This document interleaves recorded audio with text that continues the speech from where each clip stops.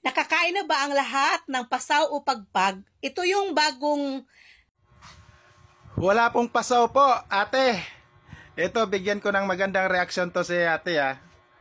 Alam mo, ate, pag mag-video kayo, ate, mag-search muna kayo. Then, tapusin yung video muna.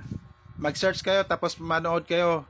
Hindi nyo tapusin yung video. Alam mo, ate, hindi pasaw po yan. Yung walang gutom kitchen. Alam mo kung bakit, ha? Makinig ka. Kung may utak ka, ha? Kung utak dilis ka man, pwede naman pakinggan mo para tapusin mo.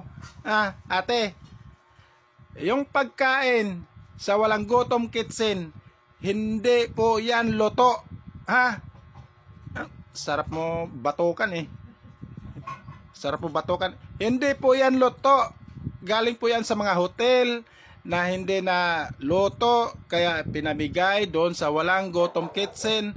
Yung walang gutom kitchen naman, sila ang mag-provide na magluto para isi-serve sa mga tao na nagugutom. Ay, nako ate.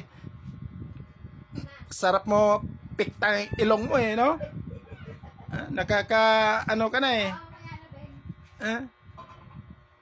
tapusin nyo muna kasi yung mga didilis dyan, mga DDS, mga vlogger na mga DDS vlogger na mga bugok, mga tokmol, mga walang hiya, mga bulag sa